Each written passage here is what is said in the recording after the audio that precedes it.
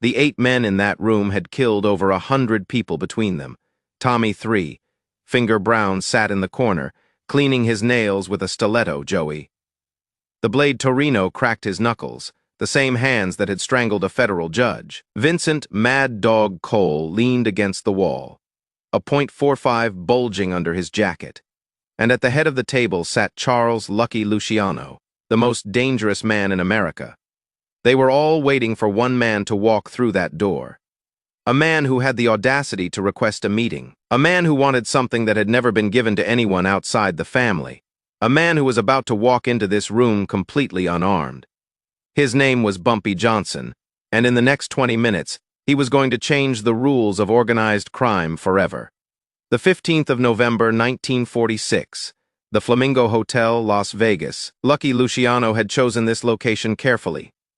Neutral ground far from New York, far from Harlem, a place where a body could disappear into the desert and never be found. But this wasn't supposed to be about bodies. This was supposed to be about business, at least.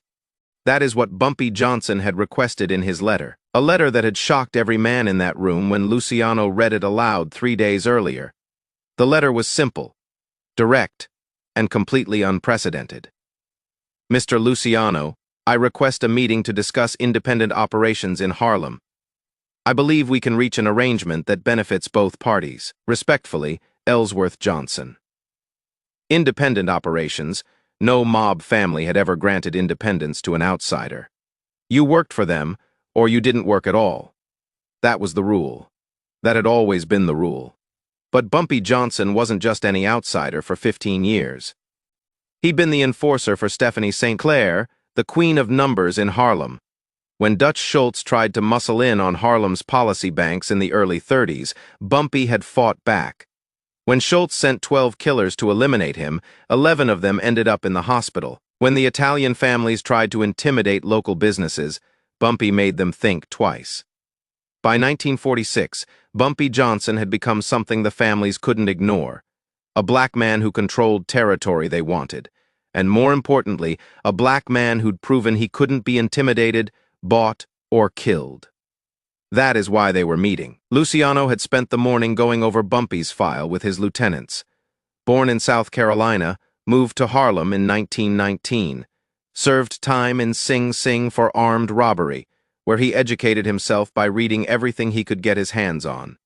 Shakespeare, Sunday, Sue, Machiavelli. He came out of prison smarter and more dangerous than when he went in. By the time Dutch Schultz was gunned down in 1935, Bumpy Johnson was the unofficial king of Harlem. The Italian families had tried to fill the vacuum left by Schultz, but Bumpy pushed back every time, not with random violence, but with strategy. He knew which politicians to pay, which cops to avoid, which battles to fight, and which to walk away from. And now he wanted recognition. Official recognition, the kind of independence the families had never granted to anyone. He's got balls, I'll give him that, Tommy Brown said, testing the edge of his blade, walking in here asking for what he is asking for. Balls don't stop bullets, Joey Torrino replied. Maybe it is time we remind Harlem who really runs things. Luciano held up his hand. Nobody moves without my say, so we hear what he has to say first. Then we decide. At exactly 3 p.m. There was a knock on the door. Frank Scalise opened it. Standing in the hallway was Ellsworth. Bumpy Johnson, 6 feet tall, impeccably dressed in a charcoal gray suit and black fedora. His hands were visible, empty, relaxed at his sides. He carried no briefcase, no bag, no bulge under his jacket that might indicate a weapon. Gentlemen, Bumpy said, removing his hat as he entered. Thank you for agreeing to this meeting. The room went silent. 8 of the deadliest men in America stared at this black man who'd just walked into their territory completely defenseless. Some of them had never been in the same room with a black man who wasn't serving them drinks or shining their shoes. Luciano gestured to the empty chair at the opposite end of the table. Sit. Bumpy walked calmly to the chair, pulled it out, and sat down. He placed his fedora on the table and looked around the room, making eye contact with each man. No fear, no hesitation, just quiet confidence. You want independence. Luciano said. It wasn't a question. I want recognition of what already exists, Bumpy replied. Harlem has been independent for 10 years. I am just asking you to acknowledge that fact. Tommy Brown laughed. Independent. You think because you run some policy banks and shake down a few shop owners, you are independent? Bumpy turned to look at him. Mr. Brown, when was the last time your family successfully collected from a Harlem business? Brown's laugh died. When was the last time you moved product through 125th Street without paying tribute to my organization? When was the last time you recruited soldiers north of 110th Street? The room was getting tense. These men weren't used to being questioned, especially not by someone they considered beneath them.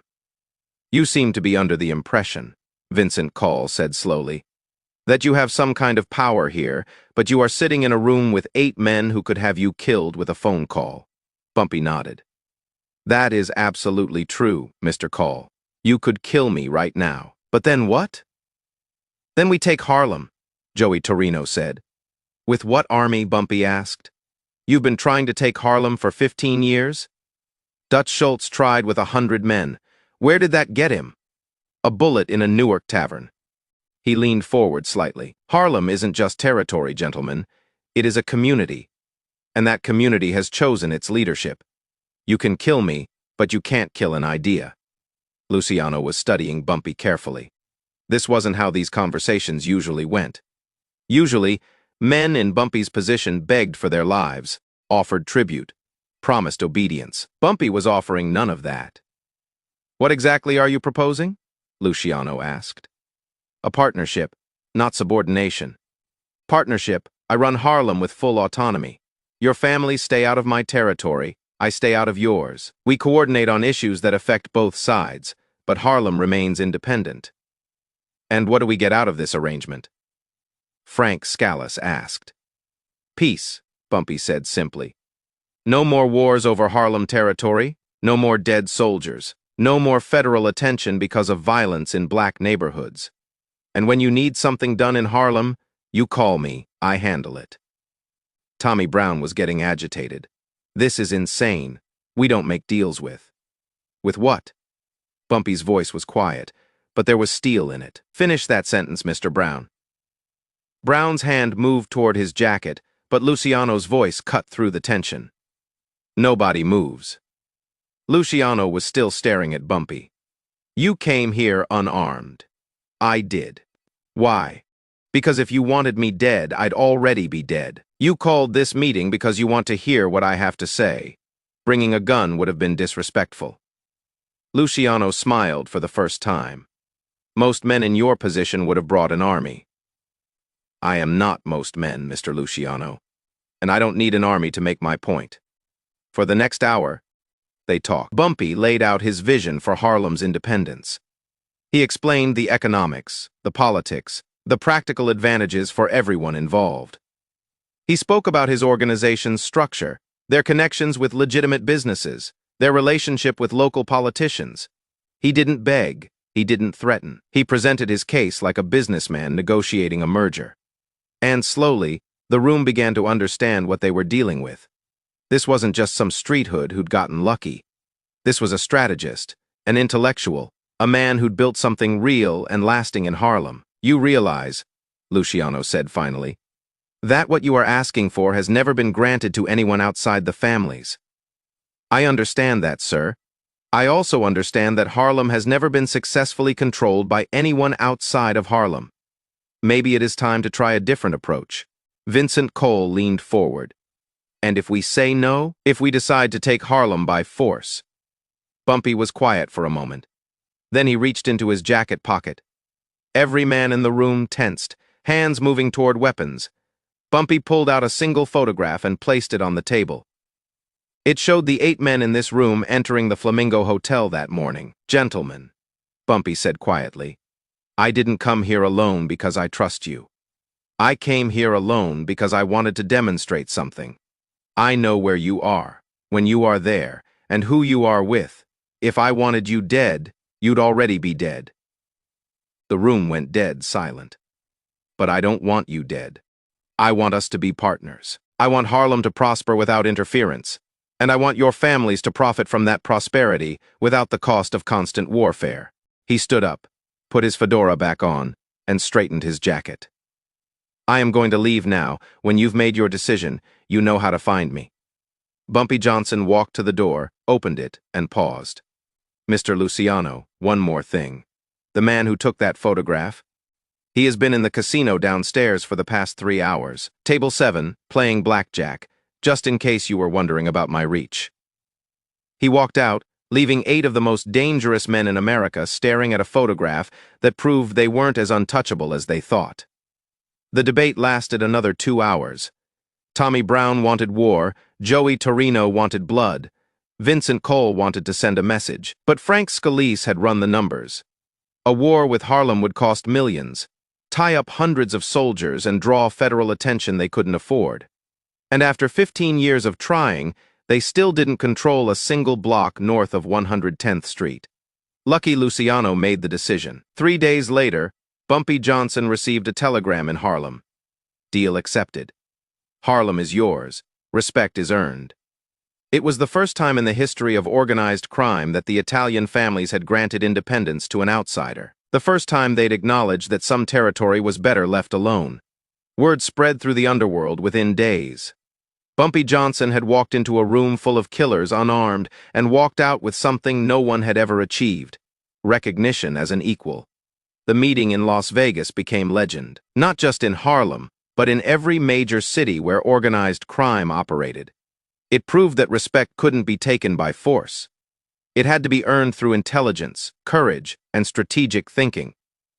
For the next 20 years, Bumpy Johnson operated Harlem as an independent kingdom. He paid no tribute to the Italian families, took orders from no one, and ran his territory according to his own rules.